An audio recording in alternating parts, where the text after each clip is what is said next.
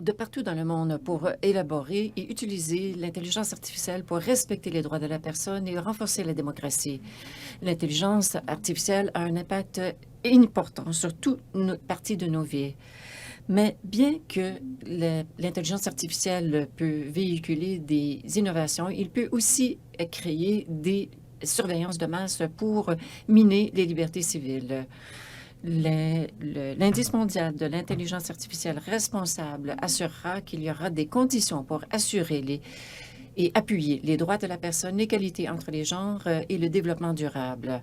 En établissant un réseau international de chercheurs indépendants, l'indice mondial s'assurera qu'il y aura de l'intelligence artificielle de façon responsable dans 120 pays.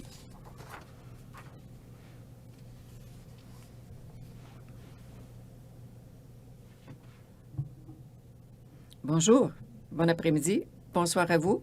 Selon l'endroit où vous vous trouvez dans le monde, merci de vous joindre à nous pour l'annonce du nouvel indice mondial de l'IA responsable, un nouvel outil qui a pour but de nous aider à passer des principes à la pratique de l'IA responsable dans le monde entier.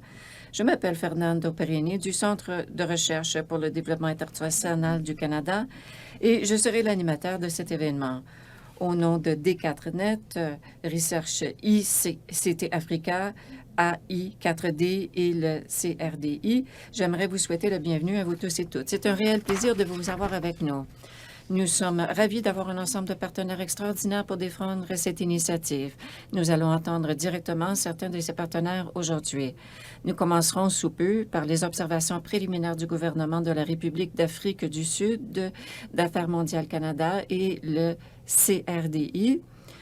Ensuite, l'équipe de recherche nous en apprendra davantage sur l'indice mondial et nous en discuterons avec un groupe de participants de l'UNESCO, de l'OCDE, du partenariat sur l'IA, de la société civile et des chercheurs du Sud. Ils nous aideront à explorer ce que devait être ce nouvel indice, pourquoi nous en avons besoin maintenant et comment il peut nous aider. Par ailleurs, nous souhaitons également vous entendre. Je serai chargée de veiller à ce que nous recueillions vos points de vue et vos perspectives. Je me réjouis de participer à une discussion très interactive avec vous. Mais avant de commencer, quelques précisions des questions d'intendance. La session est enregistrée pour une utilisation future. La réunion se déroulera en anglais. L'interprétation est disponible en français et en espagnol, selon la langue que vous avez choisie en entrant dans l'événement. Si vous rencontrez des difficultés techniques, cliquez sur l'icône « Point d'interrogation » et c'est à cet endroit que vous allez pouvoir décrire le problème et vous recevrez une aide immédiate par courriel électronique. Par courriel. Pour obtenir votre participation à la conception de ce nouvel index, nous utiliserons Slido. Vous allez l'utiliser dans votre furteur. Vous pouvez rejoindre la conversation en cliquant sur l'icône Slido dans la barre de navigation du lecteur de la web diffusion. Vous y trouverez deux fonctionnalités. Le sondage. Notre sondage, il y en a un qui est ouvert maintenant. Veuillez y répondre afin que nous puissions avoir une idée du secteur dans lequel vous travaillez. Il y a aussi un onglet Questions et réponses. Nous y chercherons vos questions au cours de cette session. Bien entendu, nous sommes impatients de vous entendre dans la langue de votre choix via Slido. Maintenant que les notes d'organisation, les questions d'intendance ont été réglées, j'aimerais lancer officiellement l'événement en invitant l'honorable Boutine Malamana, sous-ministre de l'Enseignement supérieur des sciences et de l'innovation de la République d'Afrique du Sud, à prononcer un discours d'ouverture. Monsieur le sous-ministre, après le sous-ministre, nous aurons des commentaires de Dominique Charon, vice-présidente des programmes et des partenaires du CRDI, et Catherine Godin, directrice générale du Bureau des droits de la personne, des libertés et de l'inclusion Affaires mondiales Canada. Nous sommes honorés de vous avoir avec nous, Monsieur le sous-ministre. Merci. Merci. Tout d'abord, j'aimerais commencer par vous offrir nos excuses de la part de notre ministre qui voulait vraiment être ici, mais en raison d'une situation inattendue, il n'a pas pu se joindre à nous. Alors, je dis bonjour à tout le monde, aux représentants, représentantes d'Affaires mondiales Canada, du Centre de développement de la recherche internationale et aussi les représentants de sciences et d'innovation. Distingués conférenciers, conférenciers, participants, participantes. Au nom du ministre, c'est un honneur pour moi de m'adresser à vous à l'occasion de l'annonce du nouvel indice mondial de l'intelligence artificielle responsable. Le gouvernement de l'Afrique du Sud est ravi d'être sur cette plateforme avec Affaires mondiales Canada, qui a joué un rôle de premier plan en soutenant le développement de forums de recherche et de mécanismes de gouvernance mondiale pour redresser la répartition inégale des avantages et des inconvénients associés à l'avancement des technologies axées sur les données telles que l'intelligence artificielle et l'apprentissage automatique. L'intelligence artificielle a un impact majeur sur tous les aspects de nos vies et sur tous les secteurs de nos économies. Sa capacité à donner un sens à de grandes quantités de données et d'informations offre des perspectives sans précédent, permettant de prendre des décisions plus éclairées, voire de progresser de manière significative vers la réalisation des objectifs de développement durable. Pourtant, en l'absence d'un pilotage majeur, l'intelligence artificielle a le potentiel d'aggraver les inégalités et de miner la démocratie. Une réflexion et des stratégies délibératives et diversifiées sont nécessaires pour garantir que ces technologies de pointe soient mises au service de tous et toutes, où que vous soyez dans le monde. Cette initiative visant à établir un nouvel mondial. L'interprète a perdu l'audio.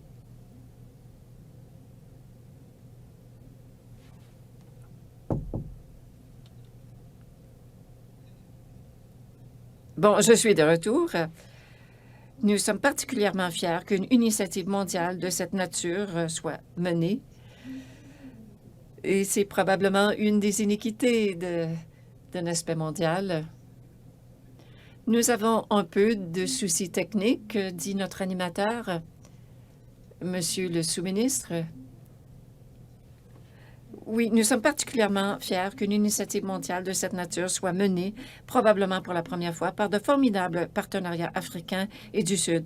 Basé en Afrique du Sud, Research ICT Africa est un pilier de la recherche et des pratiques africaines en matière de politique et de réglementation numérique depuis plus de 10 ans. Il est donc bien placé pour diriger un consortium de partenaires et d'institutions dans la conception et la mise en œuvre d'un cadre inclusif pour mesurer l'intelligence artificielle responsable dans les pays du monde entier. En tant que ministère sud-africain des sciences et de l'innovation, nous nous engageons particulièrement à soutenir le leadership sud-africain et africain dans le domaine des sciences et à défendre les voix africaines dans l'élaboration des débats mondiaux. L'Afrique du Sud est un pays fondé sur la promotion d'une culture des droits de la personne, de la démocratie participative et du respect de la dignité de tous les êtres humains. Je suis donc ravie que les chercheurs et chercheuses sud-africains jouent un rôle de premier plan avec des partenaires d'autres pays africains et du Sud dans l'élaboration de l'agenda mondial visant à progresser les droits de la personne dans la gouvernance de l'intelligence artificielle. L'Afrique du Sud continue de soutenir fortement l'agenda mondial pour une gouvernance plus équitable et plus juste de l'intelligence artificielle. Nous sommes donc pleinement engagés à soutenir l'UNESCO dans la mise en œuvre de sa recommandation historique récemment adoptée sur l'éthique de l'intelligence artificielle. Permettez-moi également de saisir cette occasion pour remercier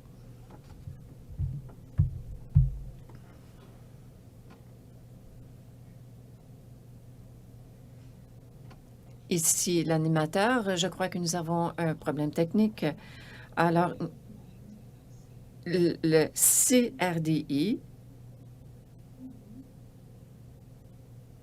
Alors, il y a toujours des problèmes techniques. L'interprète attend la reprise de l'audio.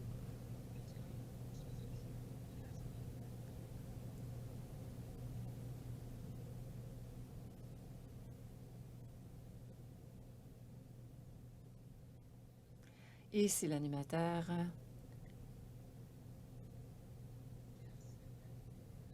Je crois que nous allons devoir tenir compte du fait que nous avons perdu la connexion.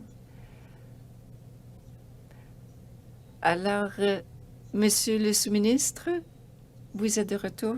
Oui, pour conclure, j'aimerais souligner l'importance de se réunir en tant que communauté internationale pour trouver des moyens solides de garantir que les nouvelles technologies que nous concevons et ou développons ne nuisent pas à nos populations ou à nos environnements, et en s'appuyant sur des divers systèmes de valeurs éthiques du monde entier. Ce faisant, nous pouvons permettre une distribution égale des opportunités et des avantages que l'intelligence artificielle offre à nos sociétés et co-créer un avenir où nous pourrons tous préparer. Nous discutons également de ces sujets lors du Forum mondial de la science 2022 que l'Afrique du Sud accueillera au Cap en décembre 2022 sous le thème de la science et la justice sociale. Merci beaucoup. Et maintenant, Dominique Charron. Merci, Fernando. Et merci, Monsieur le sous-ministre, de vous joindre à nous aujourd'hui pour cette annonce. Au CRDI, on s'engage à travailler avec la République de l'Afrique du Sud pour la collaboration scientifique et ailleurs. Le leadership de l'Afrique du Sud pour améliorer plutôt la vie des gens est clair. Et alors que le monde adopte de plus en plus de ces technologies, le leadership des pays africains est essentiel pour aider à gérer les inconvénients tout en faisant la promotion du potentiel incroyable des impacts. Donc, encore une fois, merci, Monsieur le sous-ministre, de vous être rejoint à nous ce matin. Tel que Fernando l'a mentionné, je suis Dominique Charron. Je suis vice-présidente des programmes et des partenariats au Centre de recherche pour le développement international du Canada.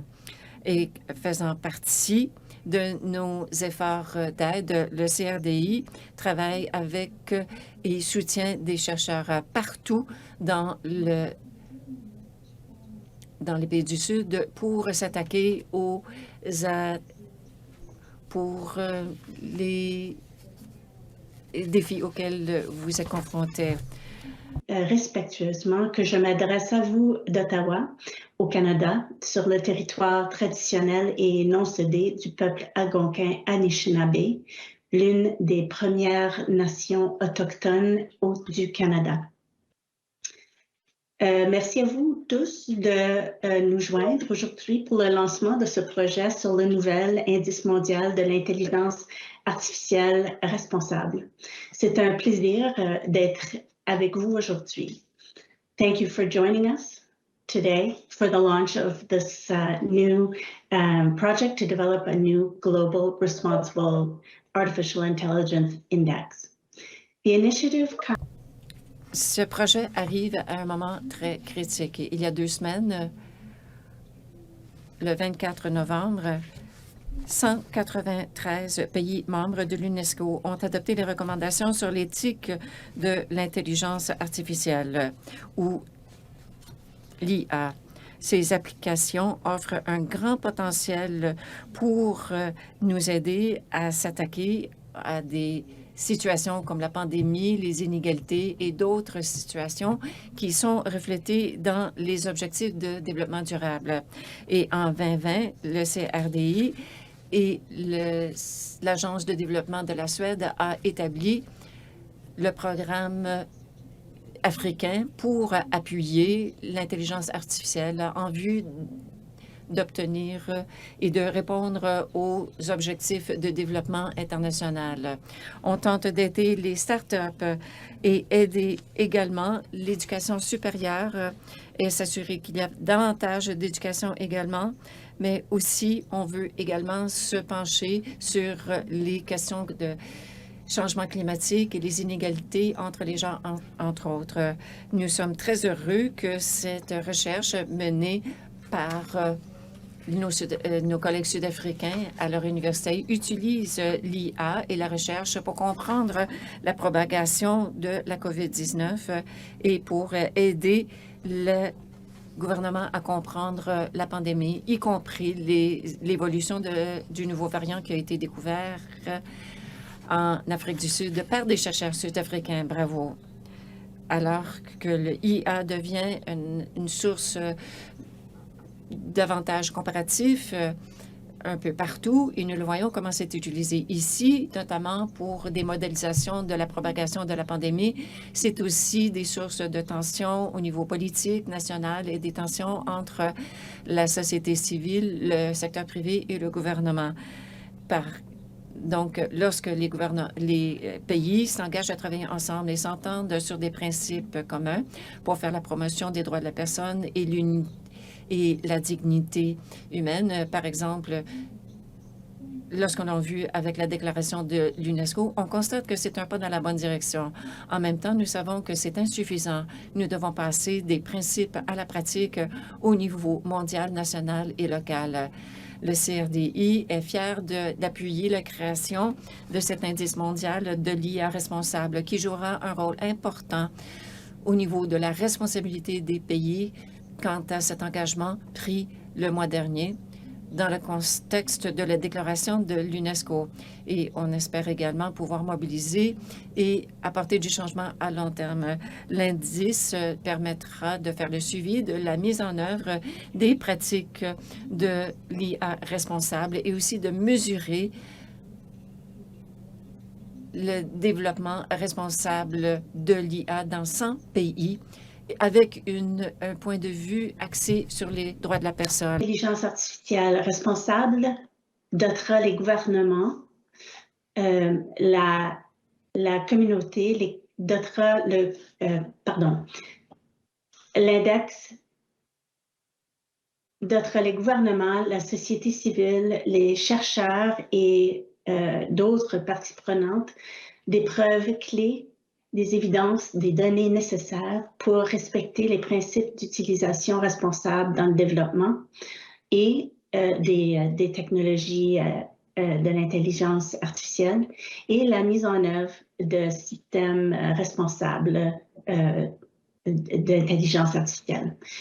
Le nouvel index informera aussi les acteurs intéressés à participer à une mise en pratique plus responsable de ces technologies et les organisations de la société civile qui cherchent à favoriser la transparence et la responsabilité des décideurs envers les droits de la personne et l'égalité. Surtout l'égalité entre les genres. J'aimerais saluer nos collaborateurs d'Affaires mondiales Canada, en particulier Mme Catherine Godin et son équipe. Au CRDI, nous sommes fiers de participer aux efforts du Canada en matière d'affaires étrangères et de développement. Et depuis 2018, nous collaborons activement avec Affaires mondiales Canada pour faire progresser l'engagement du Canada dans la promotion de l'intelligence artificielle responsable. Et nous le faisons mondialement grâce à nos investissements dans la recherche des pays du Sud.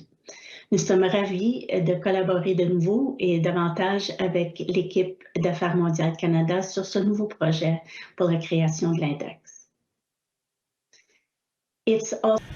C'est aussi un plaisir d'être avec plusieurs organisations aujourd'hui qui sont membres de ce comité consultatif qui s'assurera que cet indice mondial sera élaboré pour refléter les besoins du Sud mondial et aussi qui tiendra compte des organisations, l'OCDE, l'UNESCO, le réseau de féministes qui est également appuyé par l'IRDC.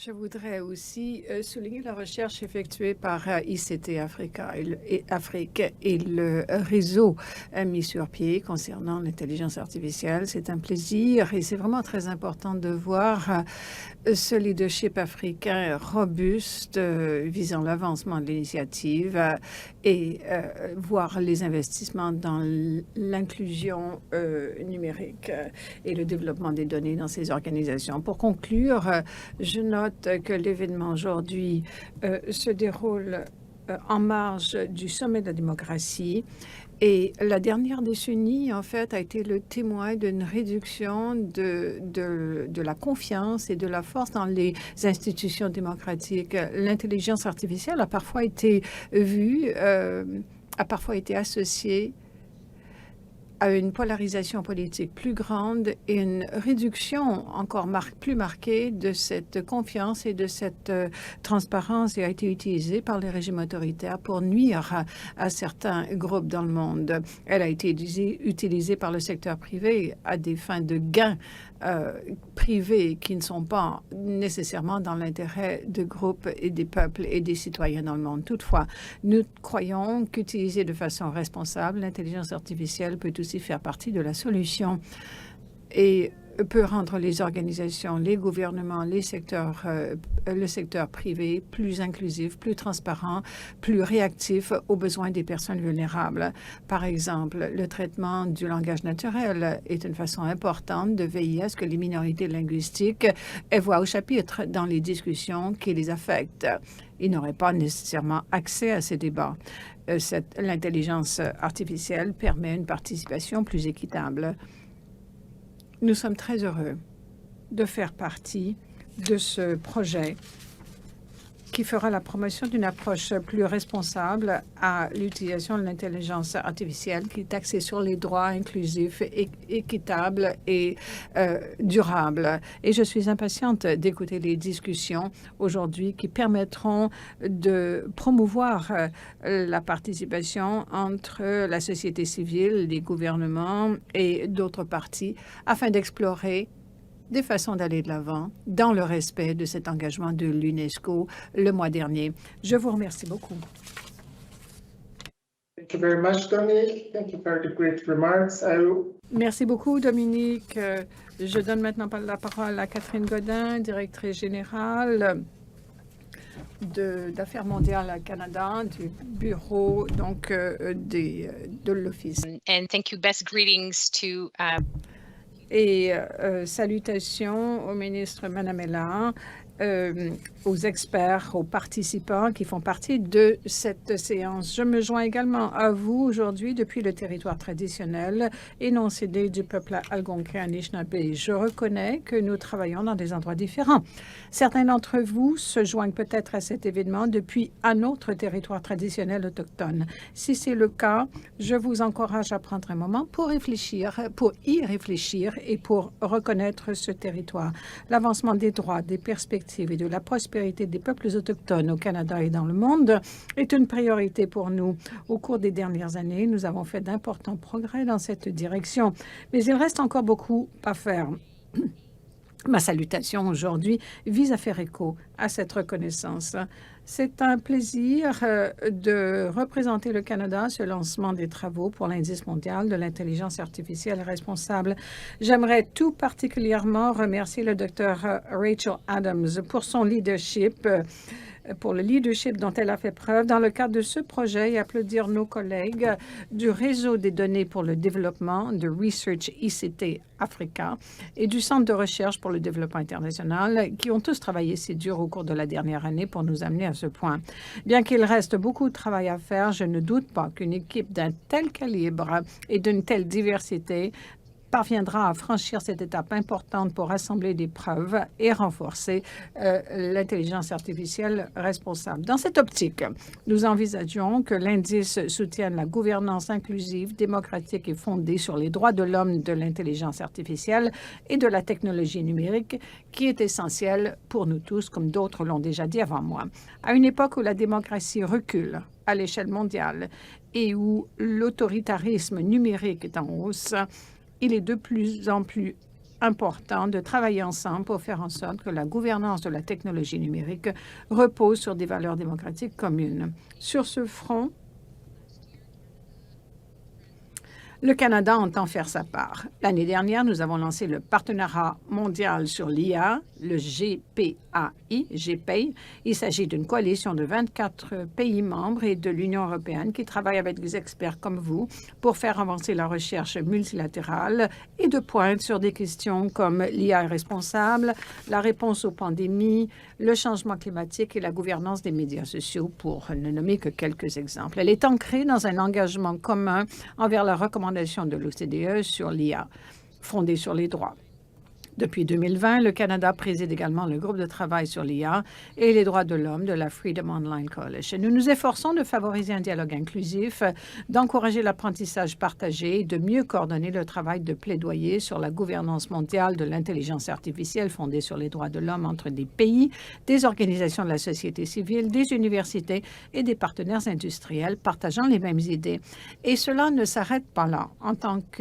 En 2022, nous présiderons la coalition de liberté en ligne, Freedom Online Coalition, et nous nous efforcerons, en tant que pays, d'explorer les moyens de tirer parti de l'organisation pour soutenir l'indice mondial de l'intelligence artificielle responsable. Nous espérons que ce travail contribuera à mettre en lumière les domaines dans lesquels les normes fondées sur les droits sont mises en œuvre et à sensibiliser, à renforcer les capacités dans les domaines où elles ne le sont pas.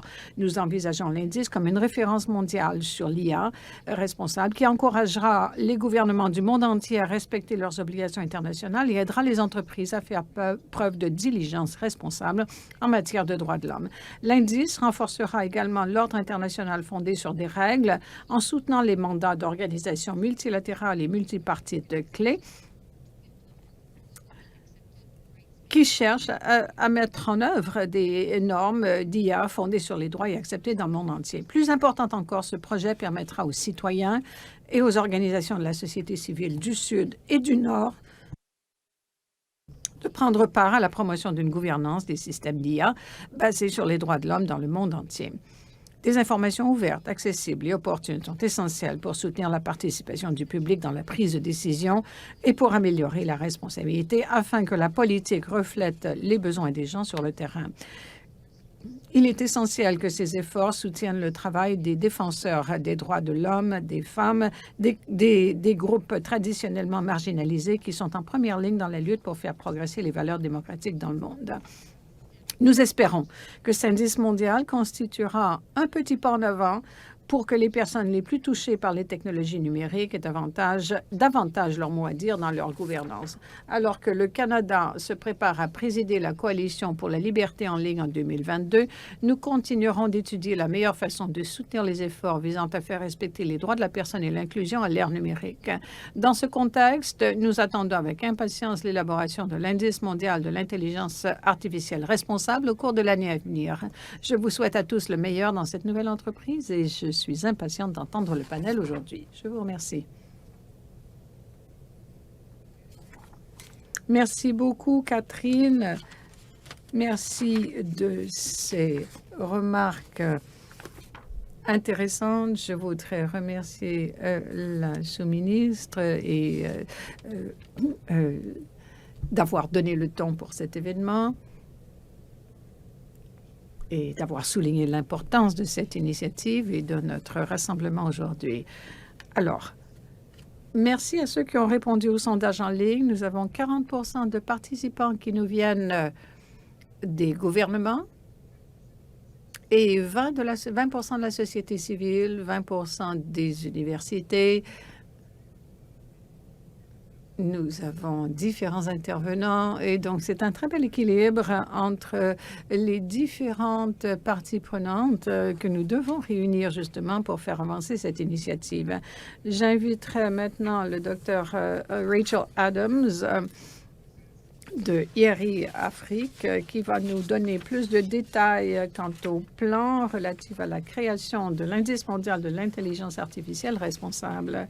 Merci beaucoup, Fernando, et merci des excellents commentaires que nous avons déjà entendus des représentants du gouvernement sud-africain, du gouvernement canadien et du CRDI. C'est tellement emballant de vous voir si nombreux ici aujourd'hui. Je vous remercie d'être des nôtres. Passons à la première diapositive.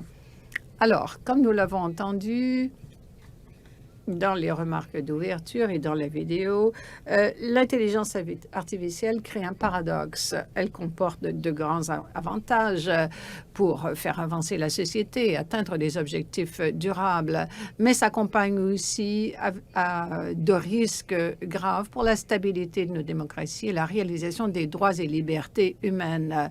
Donc, naviguer ce paradoxe demande l'élaboration de principes éthiques, de lignes directrices juridiques fondées sur les systèmes de protection des droits de la personne internationaux, jusqu'à leur mise en place en pratique par une recherche rigoureuse et l'établissement de normes impliquant tous les groupes qui sont directement touchés par les technologies d'intelligence artificielle. Voilà notre point de départ et voilà le rôle de l'indice mondial.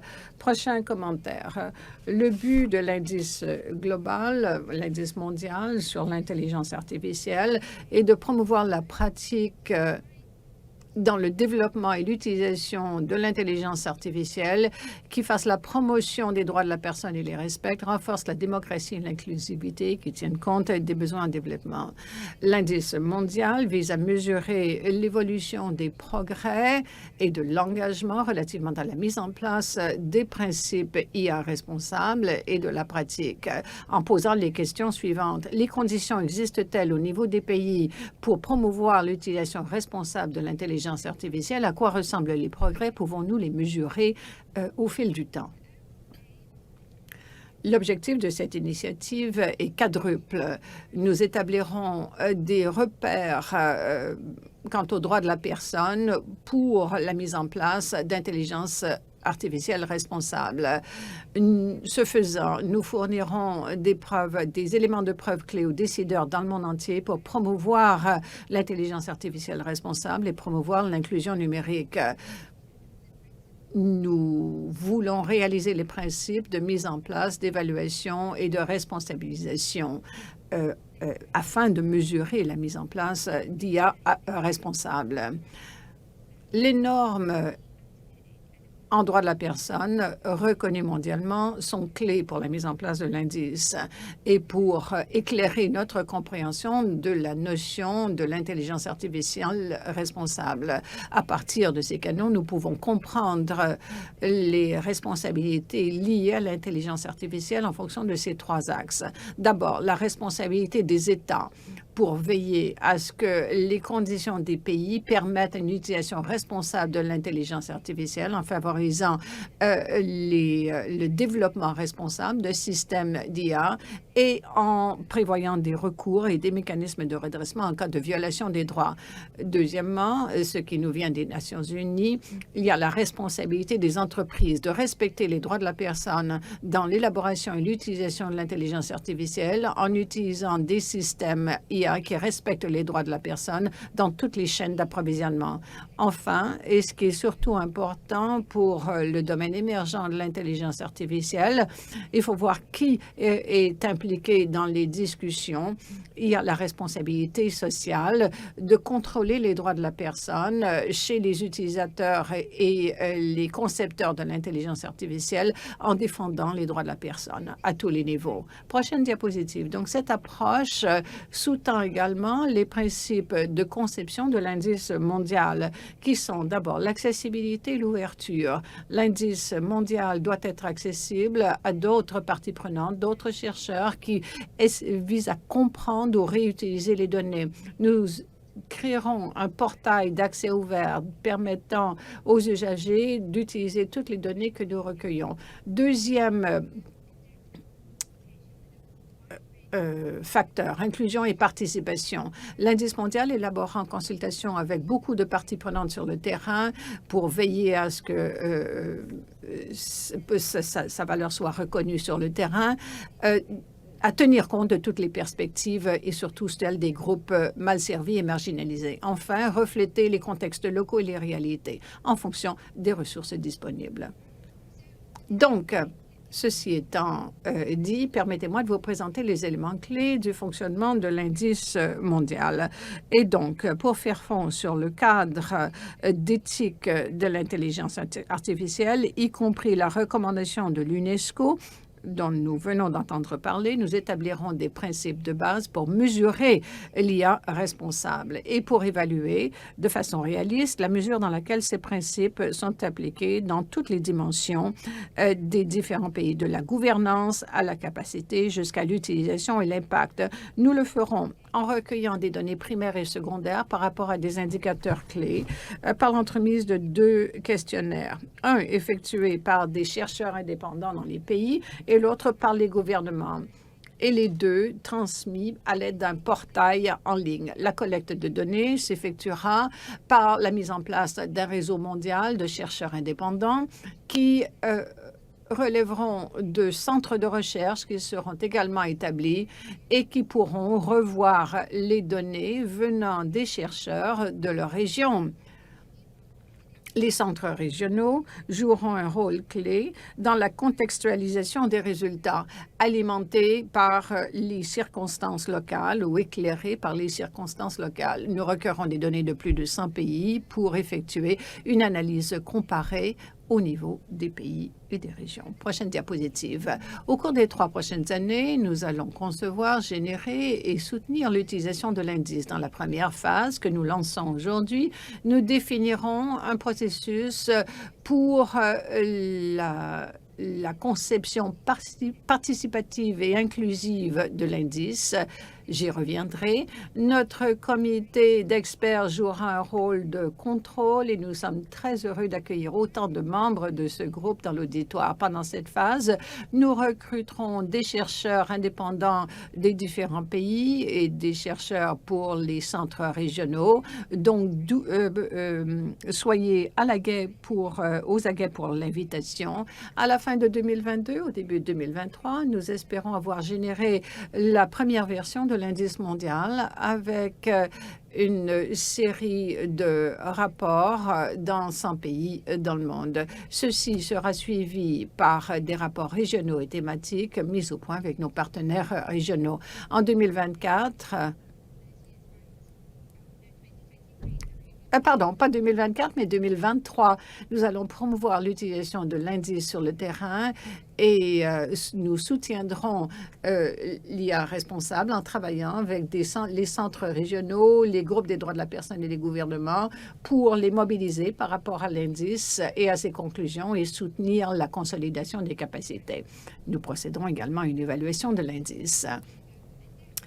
La robustesse de l'indice est fonction de son utilité et du passage des principes à la pratique. Nous aurons besoin de votre aide à cette fin. Au cours des prochains mois, nous allons lancer un grand processus de consultation avec différents acteurs pour mieux comprendre comment l'indice mondial peut être utile sur le terrain pour différents groupes et dans différentes parties du monde. Il faudra donc être à l'écoute de l'expérience différente des groupes par rapport à l'intelligence artificielle dans différents contextes. Ce processus de mobilisation inclura des ateliers régionaux facilités par les centres régionaux, des rapports avec les organisations de droits de la personne, les communautés marginalisées, des groupes de femmes et des groupes consultatifs de décideurs. Ceci n'est pas une liste exhaustive. Et nous aimerions vous entendre par rapport à des forums futurs auxquels nous pourrions participer ou des idées sur des communautés régionales qui ne sont pas adéquatement représentées dans la discussion sur l'intelligence artificielle à ce jour. Veuillez communiquer avec nous directement à l'adresse qui apparaît à l'écran. RAII@d4d.net. De l'information sera affichée régulièrement à cette même adresse. Nous sommes impatients de vous entendre. Veuillez passer à la diapositive de conclusion. Et Fernando, je vous rends la parole. Merci. Merci, Rachel. Maintenant, nous allons passer à la partie de discussion de l'événement d'aujourd'hui avec un panel d'intervenants estimés. Nous allons demander à nos intervenants et vous-même, les membres de l'auditoire via Slido, tels que Rachel l'a mentionné, nous sommes très heureux d'entendre ce que vous avez à dire. Donc, on vous invite à vous joindre à la discussion via Slido. La première question est la suivante. C'est pourquoi est-ce que l'indice mondial de l'IA responsable pourrait être utile pour vous présentement? En attendant, nous avons également les panélistes avec nous et permettez-moi de les présenter. Tout d'abord,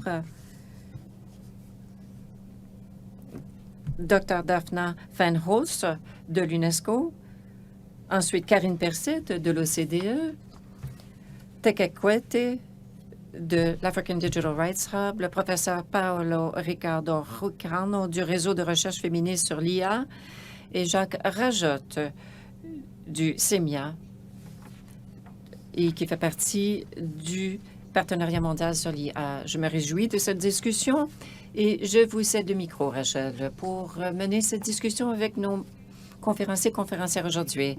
Merci, Fernando. Et j'aimerais commencer avec vous parce que nous sommes tellement enthousiastes par rapport à la recommandation de l'UNESCO sur l'éthique de l'IA et son adoption par l'Assemblée générale de l'UNESCO. Alors voici, comment l'indice global pourrait-il aider l'UNESCO à établir les points de référence basés sur des principes communs d'éthique sur l'intelligence artificielle et à suivre la mise en œuvre de la recommandation dans les pays du monde entier? À vous, collègue Daphna. Merci beaucoup. Merci, Rachel. Et merci aussi de votre invitation. Tout d'abord, j'aimerais vous dire que nous sommes très enthousiastes par rapport à ces réalisations récentes. Il y a 2 années plutôt particulières que nous avons vécues. C'est la première fois que nous avons réalisé un instrument durant une période comme celle-là, durant la COVID. Et aussi, il faut tenir compte que c'est un sujet très important.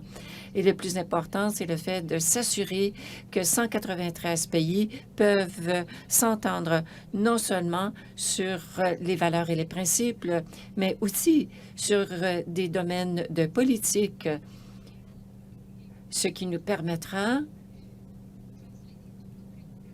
de traduire tout cela en des pratiques. Et nous avons également mis au point, nous sommes en train aussi de mettre au point des outils concrets et qui feront partie des outils qui nous permettront de travailler ensemble de façon plus collaborative, plus proche. Donc, c'est très impressionnant. Parce que, comme vous pouvez vous l'imaginer, au cours des négociations, ça n'a pas été particulièrement facile, mais cela nous a fait comprendre quand même que les gens constatent que c'est utile pour tout le monde et aussi que c'est très ambitieux. Aussi, je dois dire, comme membre de ce panel aujourd'hui, mais aussi le fait de partie de ce comité d'organisation comme par exemple l'OCDE, le Feminist Network, l'UNESCO et ainsi de suite. Et de fait, Teki est une des expertes indépendantes qui a aidé à mettre au point ce document. Et bien sûr, au Canada, le CRDI est un joueur important, notamment pour ce qui est du processus de consultation. Voici quelque chose que j'aimerais ajouter avant de répondre à votre question, parce que j'y arriverai. Je voulais simplement souligner quelques questions qui sont plutôt alignées entre l'indice mondial et la recommandation. Le fait que on se penche sur le côté éthique, je veux expliquer ce que l'on veut dire. Donc, ce n'est pas simplement un code de principe, mais aussi, et plus important encore, c'est un processus de prise de décision et aussi un processus constant de réflexion qui doit accompagner la mise au point de technologies. Et tout cela pour s'assurer de comprendre quels sont les impacts sur les technologies, sur les êtres humains et sur l'environnement. Je crois que c'est important du point de vue de l'indice mondial, mais aussi nous en avons tenu compte par rapport à notre recommandation. Nous devons trouver des solutions pour l'environnement, mais on doit s'assurer également de ne pas créer davantage de dommages à notre environnement par l'utilisation de ces technologies. Nous avons plusieurs ressources qui ont déjà disparu de la Terre. Et lorsque l'on parle du développement des technologies, nous devons respecter les droits de la personne. Il doit y avoir également un développement durable pour la planète. Et aussi, pour ce qui est de l'intelligence artificielle, c'est important d'en tenir compte de toutes ces questions.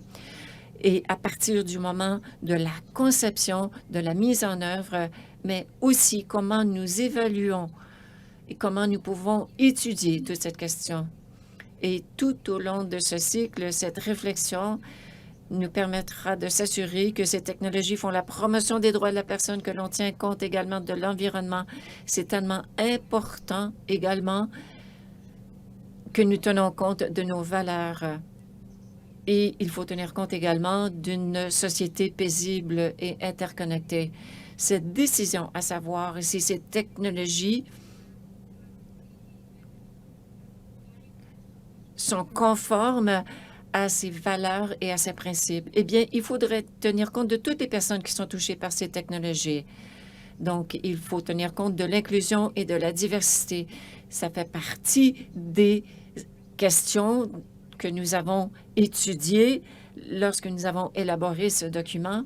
Il y a eu énormément de consultations également avec toutes les parties prenantes dans les différentes régions du monde. En ligne et en personne. Et en ligne, nous avons reçu 50 000 réponses et nous avons mis l'accent particulier sur le fait d'inclure l'hémisphère sud. Donc, l'Afrique et l'égalité des genres sont deux des objectifs de l'UNESCO dans cette entreprise, ainsi que l'environnement, tel que j'en ai mentionné. Nous avons également mis l'accent sur le fait d'inclure les populations autochtones et aussi les populations marginalisées et les dimensions d'égalité des genres. Et le Canada en a toujours fait la promotion. Une autre chose que je voudrais ajouter, c'est que l'on veut vraiment s'assurer que l'on renforce les capacités au niveau national, de fait, à tous les niveaux. Ce qui veut dire qu'au niveau des gouvernements, mais aussi au niveau de l'éducation, nous voulons vraiment nous assurer que les gens qui sont en train de mettre au point ces technologies ou les personnes qui prennent des décisions présentement quant aux politiques ou ceux et celles qui prendront ces décisions, il faudrait que toutes ces personnes soient au fait des enjeux éthiques et des principes et des valeurs dont j'ai parlé. Alors, nous sommes en train de bâtir deux outils concrets. D'abord, la méthodologie de préparation, d'être prêt, mais aussi la dimension éthique. Dans le premier cas, nous voulons évaluer où sont les pays par rapport aux technologies. On veut voir où sont les lacunes et voir comment on peut aider les pays avec les renforcements des capacités. Et maintenant, pour revenir à votre question, une des choses sur lesquelles on peut se pencher ensemble sur cet indice, c'est de mener des recherches et aider à utiliser les indicateurs tels que vous l'avez mentionné déjà. Et les dimensions que nous examinons sont scientifiques, technologiques, économiques, éducationnelles, réglementaires, sociétales et culturelles. Par exemple, pour ce qui est de la réglementation, on veut comprendre quelles sont les lois dans le pays et on voudrait également tenir compte de tout cela dans la méthodologie. On veut également mettre au point les contacts à l'international pour parfaire cette méthodologie. Nous voulons, par exemple, dans un aspect sociétal, d'examiner dans quelle mesure l'intelligence artificielle est inclusive, notamment pour les femmes, et avec l'évaluation des impacts de l'IA, c'est un peu la même chose. On veut s'assurer de comprendre quels sont les impacts de ces technologies, les impacts sur différents groupes de la société. Et je constate que nous voulons renforcer les capacités, renforcer les institutions et aussi avoir des outils robustes.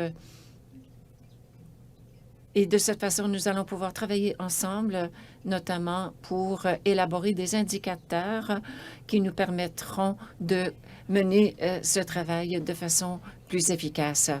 Merci beaucoup, Daphna, dit Rachel. C'est du travail incroyable qui se fait et je vous invite à tout le monde de continuer à suivre ces démarches. Et maintenant, Karine, j'aimerais voir avec vous le travail de l'OCDE, notamment par rapport à l'Observatoire sur les politiques, parce que vous jouez un rôle de premier plan dans le soutien de la coopération internationale autour de l'IA digne de confiance. Alors, Corinne, comment l'indice global peut-il soutenir le travail de l'Observatoire de l'IA de l'OCDE? Et en parallèle, comment le travail de l'Observatoire peut-il contribuer à l'indice mondial? Merci, Rachel. Bonjour, bon après-midi, bonne soirée à tout le monde. Et je vous remercie de cette invitation de participer. Et il y a eu des interventions magnifiques jusqu'ici. Félicitations à l'UNESCO de cette réalisation cette semaine. Et je n'avais pas constaté la portée de vos réalisations. C'est très impressionnant. Aussi, je suis tout à fait d'accord avec ce que Dominique a évoqué plus tôt, c'est-à-dire d'utiliser l'IA de façon responsable. Ça peut faire partie de la solution, de faire en sorte que les organisations du gouvernement et le secteur privé soient plus inclusifs, plus transparents et avoir une meilleure réponse par rapport aux personnes vulnérables. Pour ce qui est de l'indice mondial de l'IA responsable, nous jugeons que c'est un projet très innovateur et qui serait complémentaire pour faire progresser des efforts que nous avons entrepris, mais il y a aussi d'autres organisations partenaires qui y ont participé. C'est un endroit où nous devons avoir la participation de tout le monde. Ce n'est pas qu'une organisation qui pourra tout réaliser. Nous voulons que toutes les personnes qui font partie de ce panel et d'autres organisations partenaires, nous aimerions que toutes ces personnes travaillent en vue du même objectif. On veut une IA qui soit innovateur, qui respecte également les droits de la personne et qui soit inclusif également. Donc, tout cela exige qu'il y ait une collaboration très étroite et c'est ce que nous lançons aujourd'hui.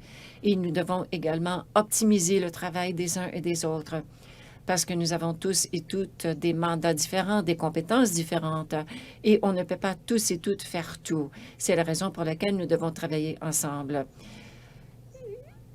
Et je sais que je peux le dire au nom de l'OCDE, et je le dis à mon nom personnel également.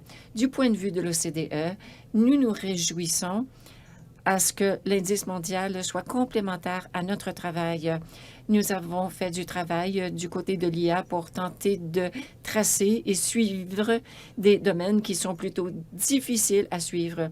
Et ce que vous avez entrepris ici, c'est difficile à évaluer. Nous aimerions également faire un lien, ce projet, avec le travail que nous avons entrepris depuis 2018 sur le cycle de vie de l'IA, notamment sur les droits de la personne, le bien-être, l'impact sur les êtres humains. Et aussi, il y aura des éléments qui sont plus difficiles à évaluer. Cela inclut, par exemple, les perceptions publiques de l'inclusion, de l'équité, le risque, également les préoccupations par rapport au marché du travail, les compétences et les ressources de l'infrastructure, par exemple, le pouvoir informatique et la connectivité. Pour ce qui est de l'OCDE, nous sommes plutôt en amont du côté de la politique, alors que nous jugeons que l'indice mondial sera incroyablement valable au plan en aval plutôt. Et aussi, la couverture géographique du réseau fera en sorte qu'on pourra optimiser cet indice mondial et nous pourrons avoir cette dimension locale. Et l'indice mondial pourra également orienter le travail d'un autre projet important que nous menons.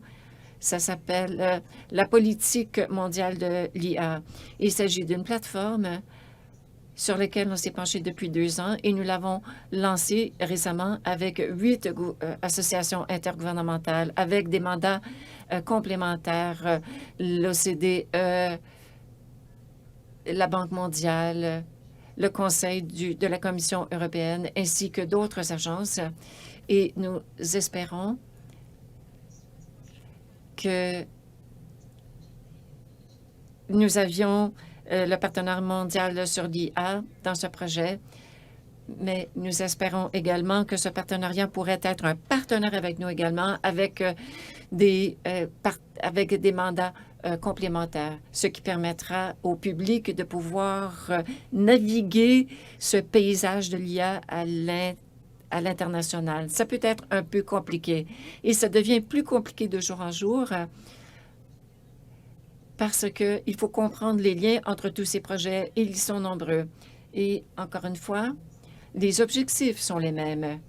Dans plusieurs des cas, il y a des différences, évidemment, par rapport aux différents mandats des différentes organisations, mais un des objectifs pour nous, c'est d'avoir des ressources pour aider à réaliser les objectifs de développement durable et que tout cela soit aligné avec les droits de la personne et les valeurs démocratiques. Nous jugeons que vous seriez des partenaires idéaux avec nous. Et nous allons pouvoir également vous offrir une sensibilisation plus large de par nos organisations membres. Bon, j'espère n'avoir pas pris trop de temps. Je n'ai pas vraiment très bien suivi. Mais par rapport à cette question, à savoir comment nous pouvons aider du côté de l'indice mondial, je constate 3 endroits clés. Tout d'abord, notre expérience pour aider les pays à mettre en œuvre les principes plutôt de l'OCDE. Nous nous penchons sur cette question depuis 3 ans, depuis que ces principes ont été adoptés en mai 2019 et ensuite ont été appuyés et adoptés par 46 pays, y compris les pays de l'OCDE et d'autres pays, ainsi que des grands joueurs comme les États-Unis. Donc, il y a beaucoup, évidemment, de publications de la part de l'IA et aussi beaucoup d'investissements dans l'IA. Et je le redis, c'est un joueur important, ainsi que la Chine. Et nous avons entrepris cette mesure quantitative et nous devons inclure ces acteurs clés, parce que ce qu'ils font ou ce qu'ils ne font pas aura tellement d'impact sur le reste du monde. Alors, nous nous engageons au sein de l'OCDE et d'autres pays sont engagés également. Et les données que nous avons jusqu'ici pourraient aider et nous sommes ravis de partager ces données avec vous. Aussi, il y a les banques de données sur les politiques nationales et cette information se trouve sur notre site Internet et cette information a de l'information des 120 pays sur les compétences, les emplois, les investissements, la mise au point de logiciels et ainsi de suite. Cela pourrait non seulement orienter la mise au point de l'indice, mais pourrait également aider les évaluations d'experts.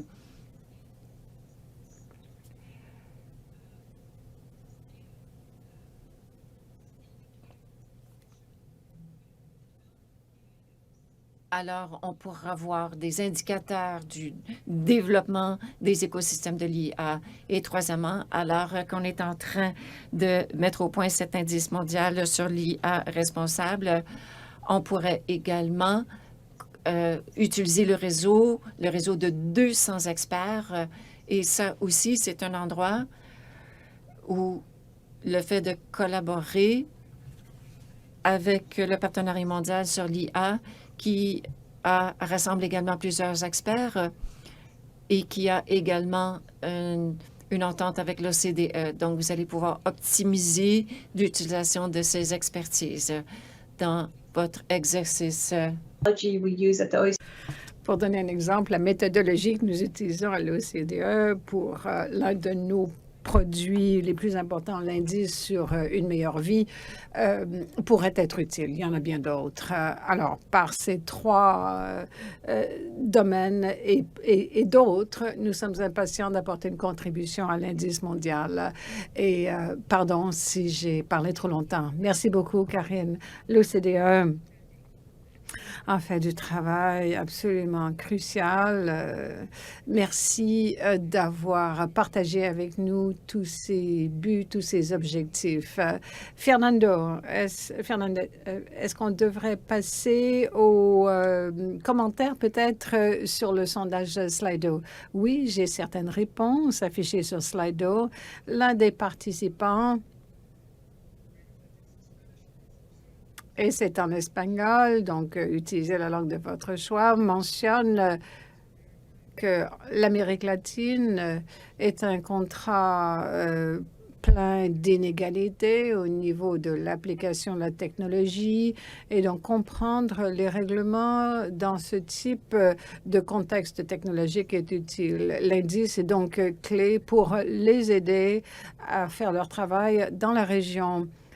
Il y a aussi des commentaires ici précisant que l'indice peut aider à renforcer la souveraineté nationale grâce à l'élaboration de solutions qui permettront de mieux répondre aux besoins du Sud mondial plutôt que défendre les intérêts des entreprises privées, ce qui se fait souvent dans le Nord mondial. Donc, voilà. Retournez sur le sondage Slido parce que nous allons vous poser des questions maintenant sur les défis tels que vous les voyez dans les différents contextes. Je suis impatient de lire vos réponses à ce sondage, à cette question, et je vous rends la parole, Rachel, pour poursuivre la discussion de ces enjeux avec nos panélistes. Formidable. Merci beaucoup. De très, très intéressantes réponses. Teki, je voudrais m'adresser à vous pour approfondir certaines de ces questions sur la mesure de l'intelligence artificielle dans différents contextes. Dans le continent africain, il y a eu beaucoup de croissance au niveau de l'élaboration de nouvelles stratégies et d'outils de gouvernance pour promouvoir l'intelligence artificielle responsable et pour soutenir les priorités établies. Donc, comment l'indice peut soutenir ce travail émergent? Comment veiller à tenir compte de l'expérience des pays africains et des différentes communautés africaines si diversifiées, si différentes dans le domaine de l'intelligence artificielle? Merci beaucoup, Rachel. Je suis très enthousiaste à l'égard de ce que vous faites, à l'égard du travail qui s'est fait au niveau de l'UNESCO dans le cadre de cet écosystème. Et il y a une dizaine d'années, nous ne parlions pas de l'éthique de l'intelligence artificielle. Aujourd'hui, nous avons ces discussions qui ont même progressé jusqu'à entrevoir des mesures de ces phénomènes. Alors, les gouvernements établissent des stratégies d'intelligence artificielle. Cela peut se fait donc dans l'écosystème et l'indice peut donner des outils par rapport aux domaines qu'il faudrait considérer, notamment les domaines qui seront mesurés. Je pense que cela nous permet de bien cadrer toute la discussion. Dans plusieurs des sociétés, certaines des valeurs sont absentes, notamment des valeurs en matière de droits de la personne. Elles sont absentes. Donc, cet indice nous permettrait de vraiment nous focaliser sur l'importance de l'élément des droits de la personne. Par la même occasion, je voudrais faire une mise en garde. L'indice est un bon outil, mais après avoir appris son existence, je me suis renseignée davantage sur les différents pays africains, sur l'attitude de nos gouvernements par rapport à ce genre d'indices. Surtout si ces indices contrôlent, surveillent nos pays respectifs. Les défis ont toujours été que nos pays, nos leaders, nos gouvernements ne ressentent pas la nécessité de soutenir l'indice. Donc, On peut constater de la corruption, des pots de vin par rapport à ces indices, ce qui ne veut pas nécessairement dire que les résultats sont erronés, mais je pense que si l'objectif ultime de cet indice n'est pas nécessairement de mesurer les pays, d'évaluer les pays, mais plutôt d'amener les pays à travailler sur eux-mêmes, à s'améliorer dans le cadre de l'écosystème d'intelligence artificielle. Le plus grand défi, je pense, que nous rencontrons par rapport à cet indice, c'est de veiller à ce qu'il y ait l'acceptation par les gouvernements et par les acteurs critiques. Cette acceptation de l'indice facilitera l'utilisation de l'information critique, en fait, générée par cet indice. En gros, je dirais que c'est une excellente initiative qui est très utile, qui nous aide beaucoup, surtout pour les pays qui veulent savoir où ils se situent et qui veulent embrasser cet objectif, qui veulent accepter cet objectif de se regarder, de voir le positionnement de leur pays. Cela leur permettra donc d'avoir accès à cette évaluation. Mais à cause de l'impact que cet indice peut avoir sur tout le continent et vu la nature curieuse dans laquelle se trouve notre continent, c'est-à-dire que nous sommes l'un des rares continents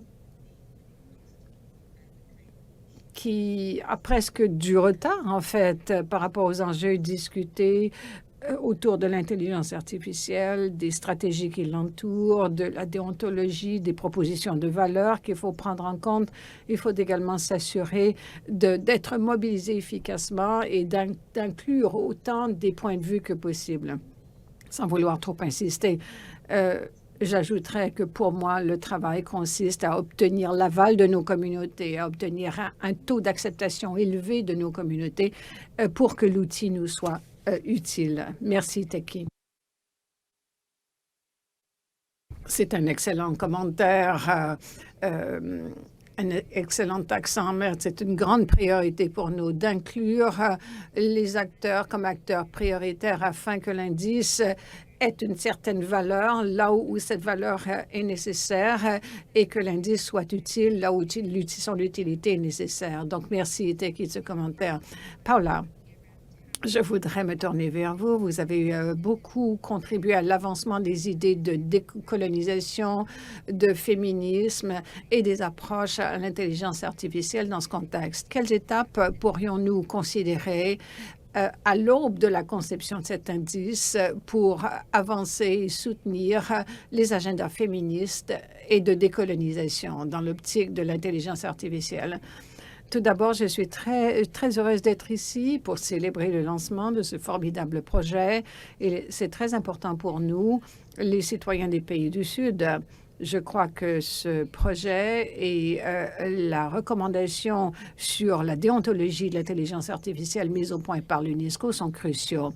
C'est un signe de jalon que nous avons atteint. Donc, merci beaucoup à vous tous de votre leadership.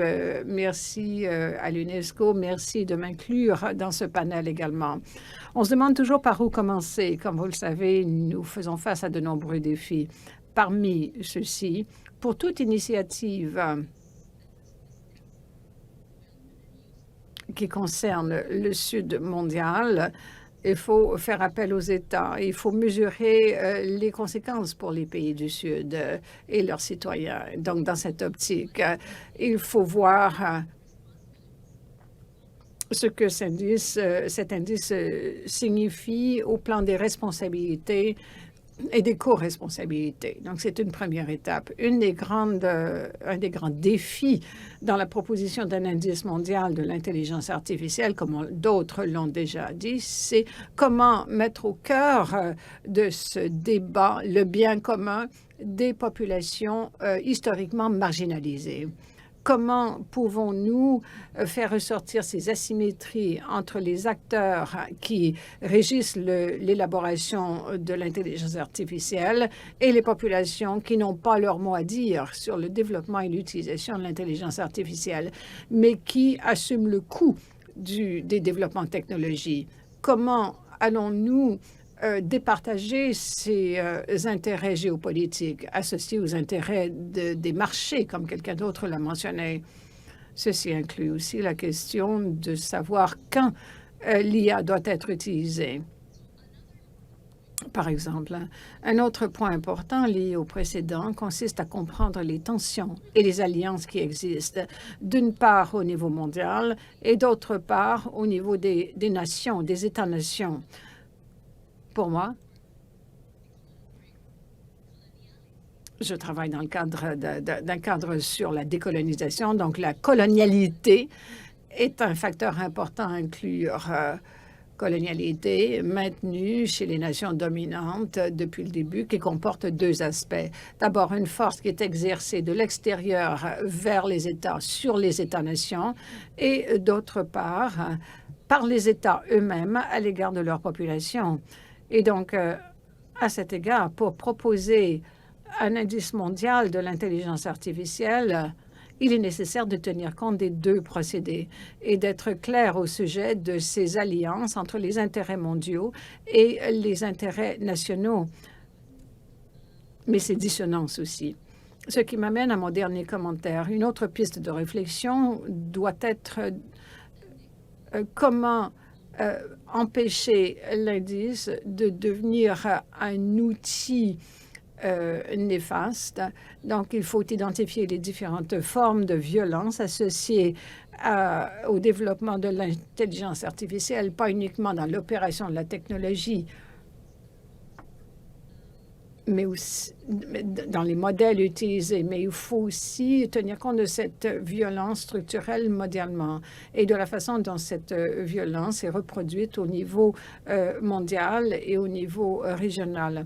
Revenons à cette idée de violence, je pense qu'il faut décrire la violence en tant que violence physique, par exemple l'utilisation d'armes automatiques, la violence sociale et la violence déontologique. Si l'on considère que la violence est multidimensionnelle, il faut aussi considérer, si on veut vraiment mesurer cette violence, il faut également considérer comment ces pays, ces gouvernements utilisent l'intelligence artificielle pour reproduire cette violence. Alors, que faire dans ce scénario? Évidemment, il faut soutenir la recherche et l'innovation. À cet égard, l'indice peut nous donner, à nous les pays et les populations du Sud, les données nécessaires pour bien veiller à ce que tous les acteurs soient responsables du développement et de l'utilisation de l'intelligence artificielle et aussi pour nous permettre de participer activement à l'orientation future de l'intelligence artificielle. L'indice pourra nous aider à identifier les tendances mondiales qui émergent et à favoriser une plus grande collaboration avec les pays du Sud pour régler les problèmes communs. Par ailleurs, il faut promouvoir les progrès issus de cette initiative avec l'Alliance A+, et du réseau féministe sur l'intelligence artificielle. Nous lançons un nouveau projet qui s'appelle Incubation de l'intelligence artificielle féministe avec le soutien du CRDI. Nous avons beaucoup de chance parce qu'au cours des 3 prochaines années, nous soutiendrons des propositions de différentes régions du Sud mondial visant à mettre en place des valeurs féministes dans le cadre de l'intelligence artificielle. Donc, je pense que si nous pouvons ensemble trouver des façons de collaborer et d'essayer de mettre en place ces enjeux communs, de faire de la recherche sur ces enjeux communs, ce serait la meilleure façon d'explorer des pistes potentielles afin d'imaginer des avenirs technologiques alternatifs. Merci beaucoup. Merci, Paula. C'était d'excellentes observations. Merci de nous avoir rappelé l'importance de retracer des formes de pouvoir.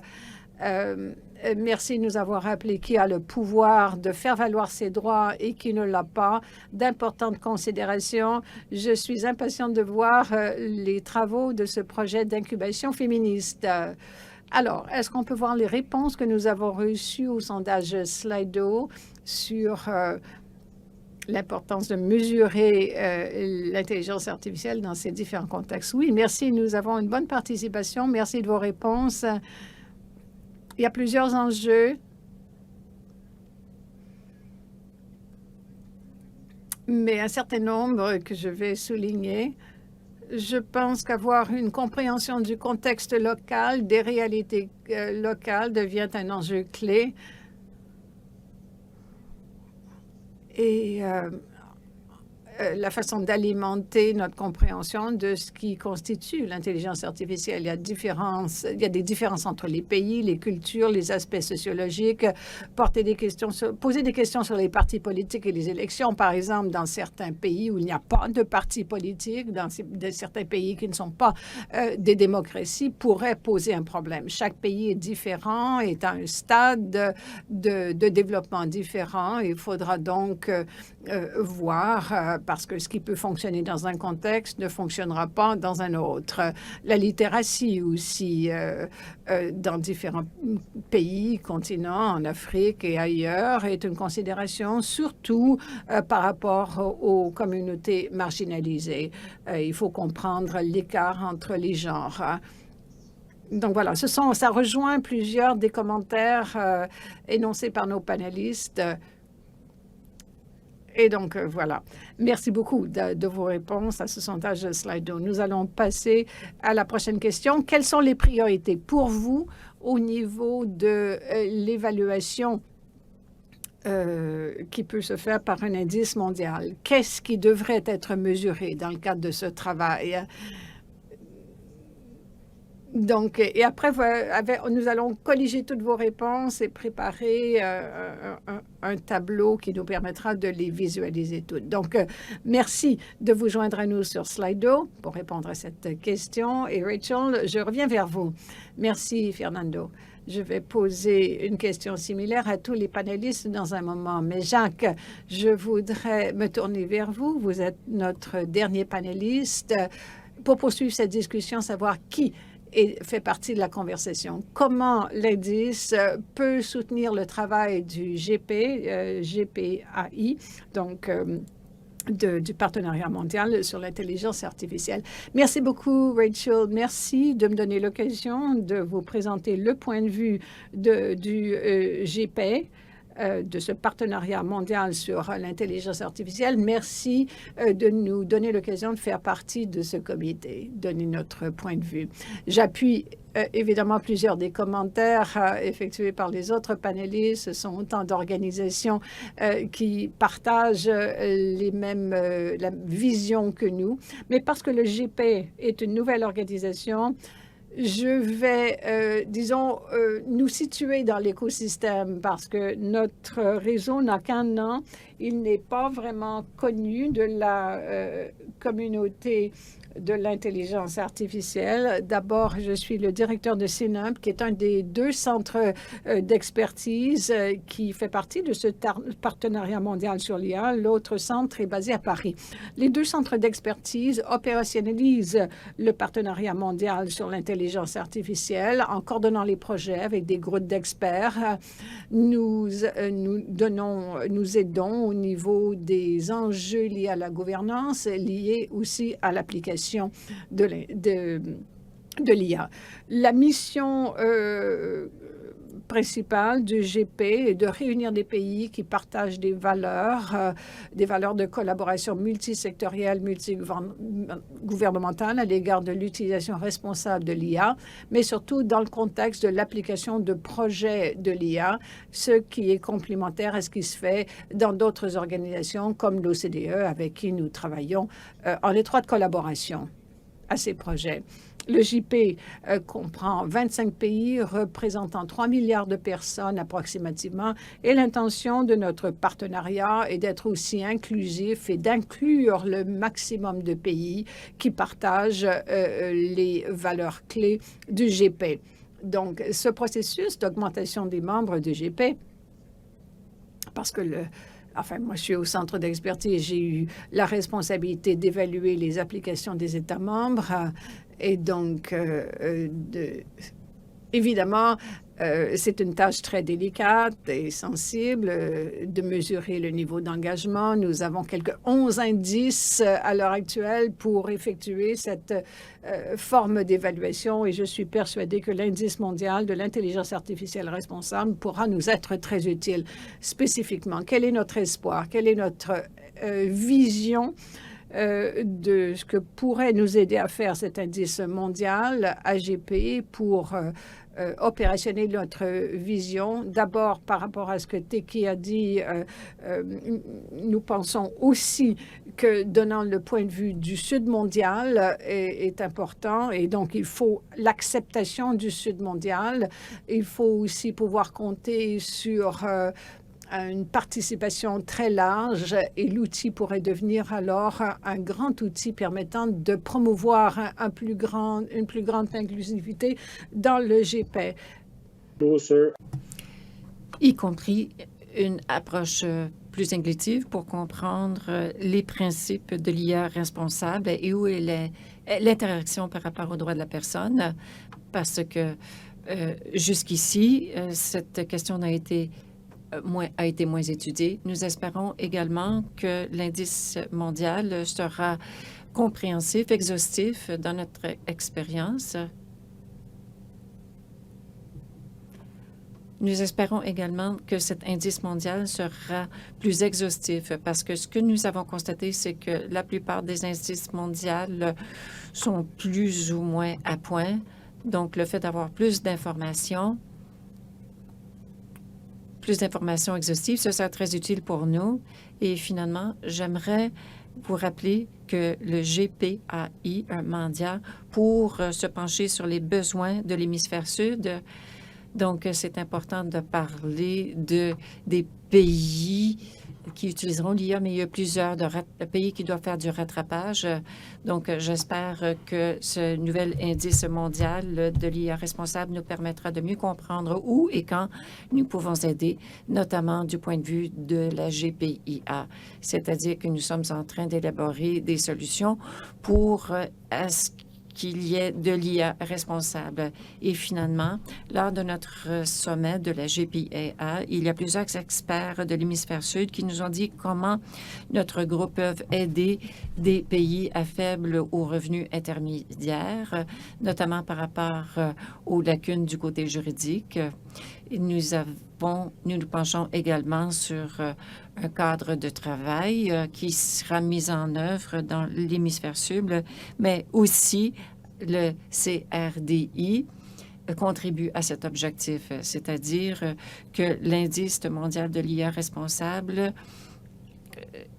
soit mis en œuvre. Et nous sommes très reconnaissants de cette occasion. Merci beaucoup, Jacques. C'est très intéressant d'en entendre davantage sur votre partenariat mondial sur l'IA, le GPAI. Alors, maintenant, j'aimerais revenir à tous nos panélistes de répondre rapidement à la question qui a été posée à nos participants sur Slido. C'est-à-dire, quels sont les domaines ou problèmes prioritaires que vous aimeriez voir abordés dans l'indice mondial? Alors, je vous donne une priorité que vous aimeriez voir et je vais commencer avec Daphna et je vais suivre le même ordre. Daphna, à vous. Ah, écoutez, elles sont toutes importantes.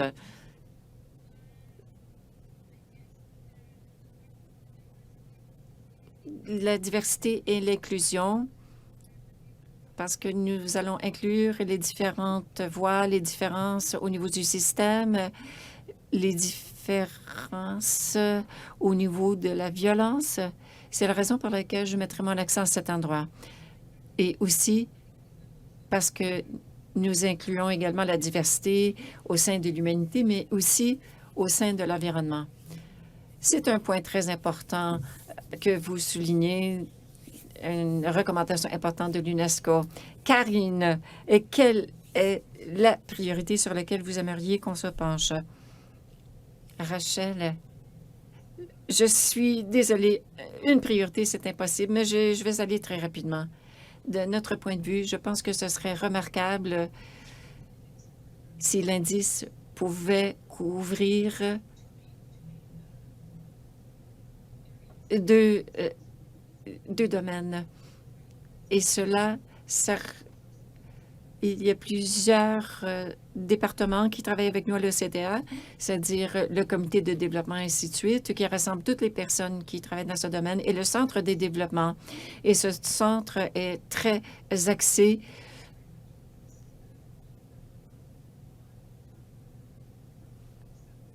très axé sur l'hémisphère sud. Donc, tout d'abord, pour élaborer des indicateurs pour la mise en œuvre en fonction des valeurs comme l'inclusion, la confiance publique, la durabilité des technologies de l'IA, la sécurité et aussi le respect pour les droits de la personne et les valeurs démocratiques. Le fait d'avoir des données sur les lacunes perçues,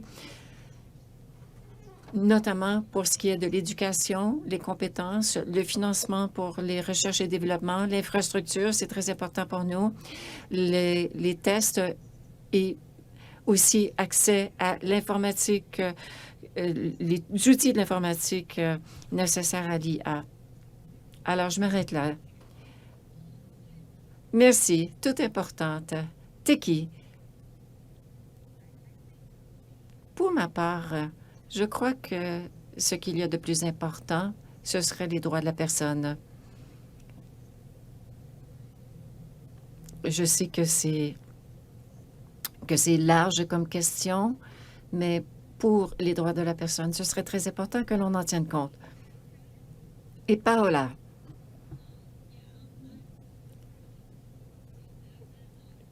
Oui, je suis comme Daphna.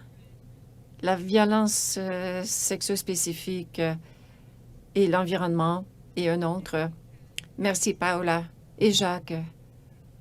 Oui, encore une fois, très aligné avec Taki, les droits de la personne et aussi l'IA responsable. Mais j'espère que cet indice mondial nous permettra de cibler des possibilités de collaboration lorsque l'on voit des lacunes ailleurs dans le monde. Comment pouvons-nous joindre nos efforts pour réaliser des objectifs communs?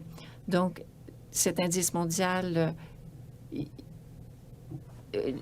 il faut tenir compte également de la collaboration.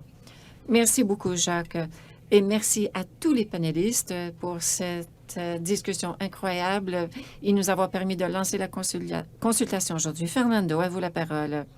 Merci, Rachel. C'était une session vraiment magnifique. C'était des points de vue différents de tous les panélistes. Quelques questions. Nous avons tenté d'y répondre directement à partir de la plateforme et nous allons trouver d'autres façons de participer à cette discussion. Nous allons manquer de temps. Donc, tel que Rachel l'a mentionné au début,